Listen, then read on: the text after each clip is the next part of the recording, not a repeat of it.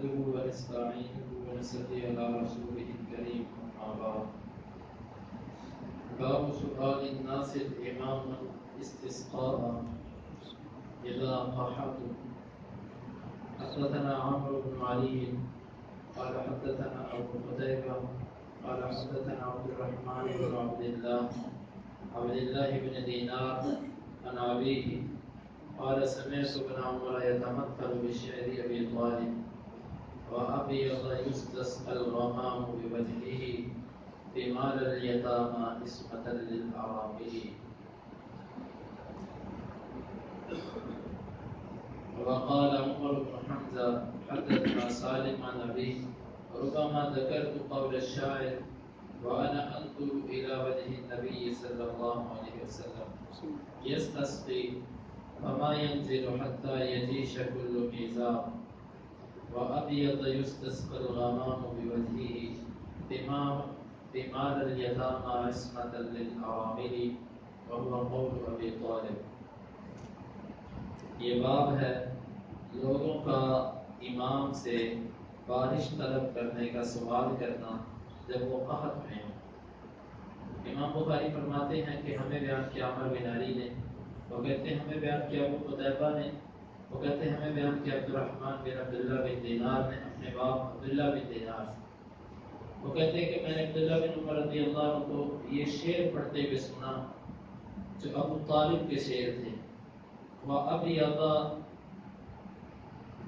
اور وہ سفید رنگ گورا، یستسقا پانی طلب کیا جاتا ہے، الغمام بادلوں سے، بوجہہ اس کے چہرے کے ساتھ، بیمار الیتامى یتیموں کا وہ مددگار ہے، ان کا سہارا ہے، آسرا ہے، اسمة للأرامل اور بیواؤں کا ان کی عزت اور ان کی پاک دامنی کی وہ حفاظت کرنے والا ہے. اور عمر بن حمزہ کہتے ہیں کہ ہمیں بیان کیا سالم نے اپنے باپ سے کہ بعض دفعہ میں نے شاعر کا یہ قول ذکر کیا اور میں دیکھ رہا تھا نبی صلی اللہ علیہ وسلم کے چہرے کو کہ یستسقی آپ پانی طلب کر رہے تھے، فما ينزل حتى يجيش كل ميزاب بس نہیں بارش نازل ہوئی یہاں تک کہ ہر پر نالا ہی بہہ پڑا. وَأَبْيَضَ يُسْتَسْقَى الْغَمَامُ بِوَجْهِهِ اور وہ گورے رنگ والا طلب کیا جاتا ہے پانی بادلوں سے اس کے چہرے کے ساتھ، بِمَالَ الْيَتَامَى یتیموں کا آسرا، عصمة للأرامل اور بیواؤں کا وہ ان کی عزتوں کا محافظ. وَهُوَ قَوْلُ أَبِي طالب اور یہ شعر ابو طالب کا. امام بخاری رحمۃ اللہ علیہ کی مراد اس باب سے یہ ہے کہ لوگ امام وقت سے جب بارش طلب کریں، پانی طلب کریں تو وہ ان کے لیے دعا کریں. اور آگے حدیث جو لے کر آئے ہیں وہ حدیث یہ ہے کہ عبداللہ بن عمر رضی اللہ عنہ ابو طالب کے شعر پڑھا کرتے تھے. ابو طالب نے یہ جو شعر کہا یہ تقریباً 80 اشعار تھے. بعد میں سے زیادہ بھی تعداد بیان کی ہے. اس نے پورا قصیدہ پڑھا تھا نبی صلی اللہ علیہ وسلم کی مدح میں. ابو طالب یہ وہی نبی صلی اللہ علیہ وسلم کے چچا ہیں، علی رضی اللہ عنہ کے والد ہیں. انہوں نے تقریباً 80 اشعار نبی صلی اللہ علیہ وسلم کی مدح میں پڑھے، آپ کی تعریف. اور مقصد یہ تھا کہ جس وقت قریش نے نبی صلی اللہ علیہ وسلم کی دعوت کو ٹھکرایا تو اس وقت ابو طالب نے یہ شعر پڑھے. ان شعروں کے اندر یہ بات بھی تھی کہ یہ نبی گورے رنگ والا ہے، خوبصورت انسان کہ جس کے چہرے کے ساتھ بادلوں سے پانی طلب کیا جاتا ہے، اور وہ یتیموں کا سہارا اور بیواؤں کی عزت کا وہ محافظ ہے. یہ بات سوال یہ ہے کہ ابو طالب نے یہ کس وقت نبی صلی اللہ علیہ وسلم کو دیکھا تھا کہ آپ کی وجہ سے بارش طلب کی. تو کہتے ہیں کہ یہ اسی واقعے کی طرف اشارہ ہے جب عبد المطلب کے زمانے میں نبی صلی اللہ علیہ وسلم بھی بچے تھے تو اس وقت جب بارش کی ضرورت پڑی تو آپ نے آسمان کی طرف چہرہ اٹھایا، اللہ رب العزت نے اس وقت بارش نازل کی. ابو طالب نے اس شعر میں اس کی طرف اشارہ کیا. اور بعد میں کوئی اور واقعہ بھی ذکر کیا. اس میں کچھ شک نہیں کہ ابو طالب نبی صلی اللہ علیہ وسلم کی نبوت کو سمجھتے تھے مانتے تھے آپ کی حقانیت اور آپ کی سچائی. اسی لیے ابو طالب کے بہت سارے ایسے اشعار ملتے ہیں کہ جن شعروں کے اندر وہ نبی صلی اللہ علیہ وسلم کی مدح سرائی اور آپ کے دعوت اور آپ کے دین کی حقانیت کو اپنے اشعار میں بیان کیا کرتے تھے. لیکن ہدایت یہ معاملہ اللہ رب العزت کے ہاتھ میں ہے. جو لوگ یہ بات کہتے ہیں کہ ابو طالب مسلمان ہو گئے تھے، ان کے پاس کوئی ایسی دلیل نہیں ہے کہ جو ان کے اسلام کی دلالت کرتی ہو. جبکہ حدیث کے اندر واضح ہے کہ نبی صلی اللہ علیہ وسلم نے فرمایا کہ لوگوں میں سے سب سے ہلکا عذاب جو ہے وہ ابو طالب کو ہوگا جہنم. وہ یہ ہوگا کہ ان کو جوتا پہنایا جائے گا آگ کا، اس جوتے کی وجہ سے یہ دماغ کھولے گا. تو یہ سب سے ہلکا عذاب ہے. کس کو ہوگا؟ ابو طالب کو جہنم کے اندر. گویا کہ ان کے اسلام پر ایسی کوئی دلیل نہیں ملتی. ابن حجر رحمہ اللہ نے الاصابہ کے اندر بڑی تفصیل سے ان لوگوں پر رد کیا ہے کہ جو کہتے ہیں کہ ابو طالب مسلمان ہو چکے ہیں. تو یہ وہ شعر پڑھا کرتے تھے. اب سوال یہ ہے کہ اس کا باپ کے ساتھ کیا تعلق ہے؟ تو باپ کے ساتھ اس کا تعلق اس اعتبار سے بنتا ہے کہ جس وقت لوگوں سے امام سے سوال کرنے کی وجہ سے لوگ امام سے سوال کریں تو بارش طلب کی جا سکتی ہے. تو اگر بغیر سوال کے بھی امام یہ حاجت اور ضرورت محسوس کرے تو اس وقت بھی یہ دعا کی جا سکتی ہے. یا اس طریقے سے بھی اس کی مناسبت ہو سکتی ہے کہ لوگوں نے اس وقت بارش محسوس کی، بارش کی ضرورت محسوس کی اور نبی صلی اللہ علیہ وسلم کی طرف اشارہ کیا اور آپ نے اس وقت اللہ تعالیٰ سے دعا کی تو اللہ رب العزت نے یہ بارش نازل فرما دی. تو یہ یعنی کہ نبی صلی اللہ علیہ وسلم کی موجودگی میں آپ صلی اللہ علیہ وسلم سے دعا کروا کر بارش طلب کی جاتی تھی. اور اسی طرح اگلے شعر کے اندر بھی یہ ہے کہ نبی صلی اللہ علیہ وسلم دعا کرتے تو اس قدر بارش بہتی کہ ہر جو پرنالہ تھا وہ بہہ پڑتا. تیزی کے ساتھ وہ پرنالے بہہ پڑتے جب نبی صلی اللہ علیہ وسلم دعا کیا کرتے تھے. اور صحابہ ابو طالب کے اس شعر کو پڑھا کرتے تھے اور اس کو دہرایا کرتے تھے. اگلی حدیث کے امام بخاری فرماتے ہیں کہ ہمیں بیان کیا حسن بن محمد نے، وہ کہتے ہیں ہمیں بیان کیا انصاری نے، وہ کہتے ہیں ہمیں بیان کیا ابو عبداللہ المثنی نے، وہ ثمامہ بن عبداللہ بن انس سے، وہ انس سے کہ ان عمر بن الخطاب رضی اللہ عنہ کہ بے شک عمر بن الخطاب رضی اللہ عنہ کان اذا قحط استسقى بالعباس بن عبد المطلب، جس وقت قحط پڑتا تو وہ بارش طلب کرتے تھے عباس بن عبد المطلب کے ساتھ. فقال اللهم انا كنا نتوسل اليك بنبينا، اور وہ کہا کرتے تھے اللہ یقیناً ہم تیری طرف وسیلہ پکڑتے تھے تیرے نبی کے ساتھ، اپنے نبی کے ساتھ.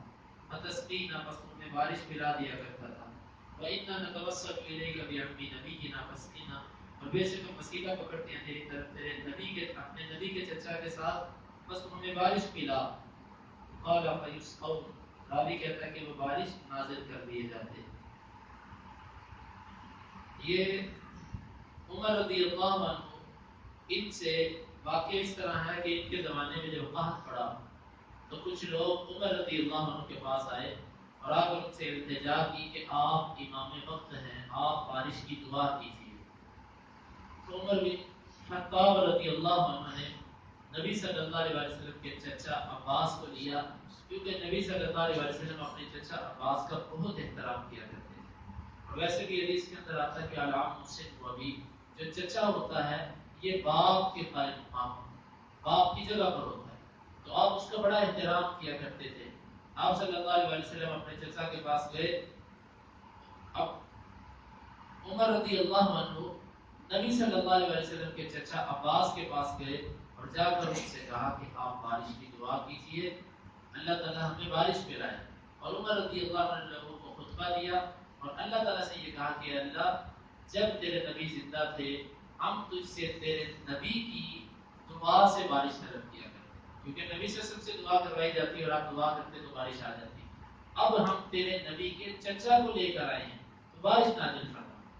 اور روایات کے لفظ جو نقل کیے ہیں کہ عباس نے ان کلمات سے دعا کی، اللہم لم ينزل بلاء الا بالمعاصی او کما قال، اللہ کوئی بھی مصیبت جو اترتی ہے وہ گناہوں کی وجہ سے، اور نہیں وہ مصیبت دور ہوتی مگر توبہ کے ساتھ. اے اللہ ہم تیری طرف توبہ کر رہے ہیں، یہ ہمارے ہاتھ ہیں، یہ ہماری پیشانیاں ہیں، یہ سب کی سب تیرے آگے ہیں، تو اے اللہ ہمیں بارش نازل فرما۔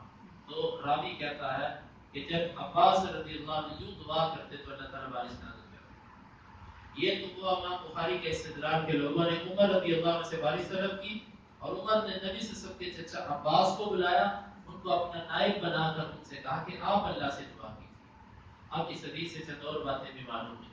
پہلی بات تو یہ کہ عقیدے کی اصلاح ہوتی ہے کہ نبی صلی اللہ علیہ وسلم افضل البشر تھے، لیکن کسی بھی صحابی سے یوں ثابت نہیں کہ نبی صلی اللہ علیہ وسلم کی وفات کے بعد آپ کی قبر پر آ کر اس نے دعا کی۔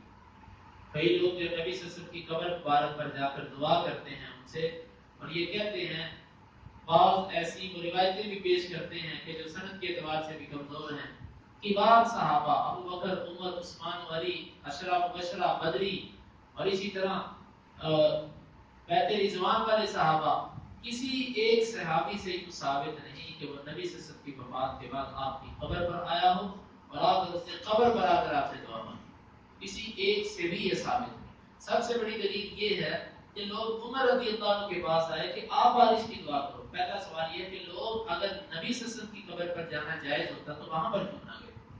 یہ لوگ نہیں ہیں، یہ صحابہ ہیں، صحابہ کی جن کی تربیت نبی نے خود کی تھی، وہ کیوں نہ قبر پر گئے؟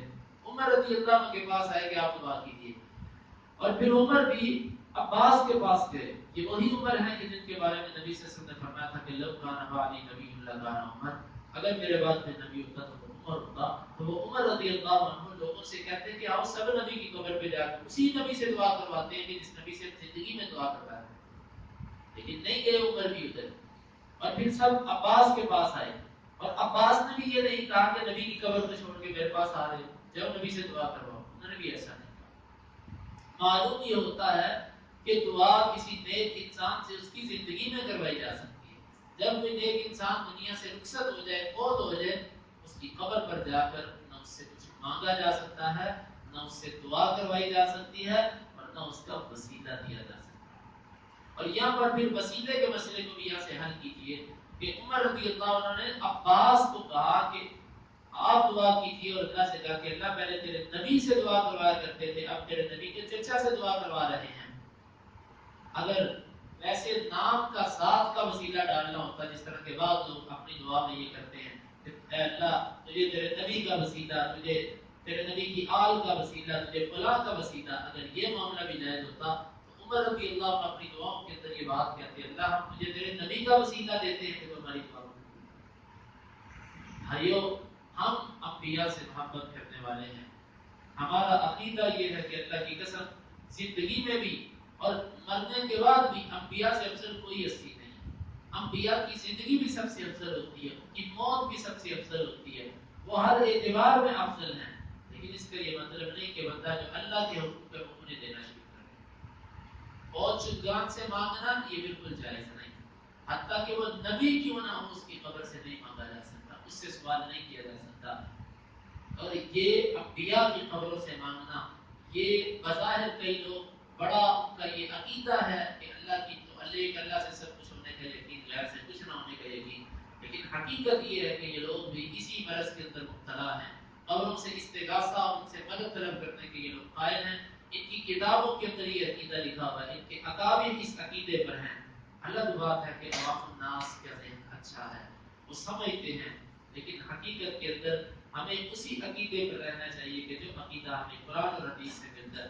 اب یہاں سے بہت بڑی اصلاح یہ ہوتی ہے کہ فوت شدہ کی قبر سے نہیں مانگنا اور نہ ہی اس کی ذات کا وسیلہ دینا جب وہ دنیا سے چلا گیا۔ ہاں اگر کوئی نیک بندہ زندہ ہے، آپ کو معلوم ہے، تو آپ اس سے جا کے دعا کروا سکتے ہیں۔ جس طرح کہ یہاں پر عمر رضی اللہ عنہ نے عباس سے دعا کروائی رضی اللہ عنہ سے، اور دوسرے مقام پر اویس قرنی سے، جو قرن قبیلہ کے تھے، وہ جب حج کرنے کے لیے آئے تو عمر رضی اللہ عنہ نے کہا کہ تلاش کرو اویس قرنی کون ہے۔ جب معلوم ہوا کہ فلاں ہے تو عمر رضی اللہ عنہ اس کے پاس گئے، اس سے کہا کہ آپ دعا کیجیے، نبی صلی اللہ علیہ وسلم نے مجھے کہا تھا۔ عمر رضی اللہ عنہ نے ان سے بھی دعا کروائی۔ نیک آدمی سے دعا کروائی جا سکتی ہے جب تک وہ زندہ ہے، جب وہ فوت ہو جائے پھر اس کے بعد اس سے دعا نہیں کروائی جا سکتی۔ یہی کی بات گویا کہ صحابہ کا اجماعی عقیدہ ہے، اتفاقی عقیدہ، سب کا اس پر اتفاق تھا کہ پوشن گام سے نہیں مانگنا، ان کی قبروں سے جا کے طلب نہیں کرنا. تو اس اجماعی عقیدے سے انحراف در حقیقت صحابہ کے اس عقیدے سے انحراف ہے کہ جس پر انہوں نے زندگی گزاری. اللہ تعالیٰ نے کتاب و سنت کو سمجھنے کی اور اس پر عمل کرنے کی توفیق عطا فرمائے. اللهم انفعنا بما علمتنا وعلمنا ما ينفعنا وزدنا علما. اللهم اقسم لنا من خشيتك ما يحول بيننا وبين معاصيك، ومن طاعتك ما تبلغنا به جنتك، ومن اليقين ما تهون به علينا مصائب الدنيا. متعنا اللهم بأسماعنا وأبصارنا وقوتنا أبدا ما أحييتنا، واجعله الوارث منا، واجعل ثارنا على من ظلمنا، ولا تجعل مصيبتنا في ديننا، ولا تجعل الدنيا أكبر همنا ولا مبلغ علمنا، ولا تسلط علينا من لا يرحمنا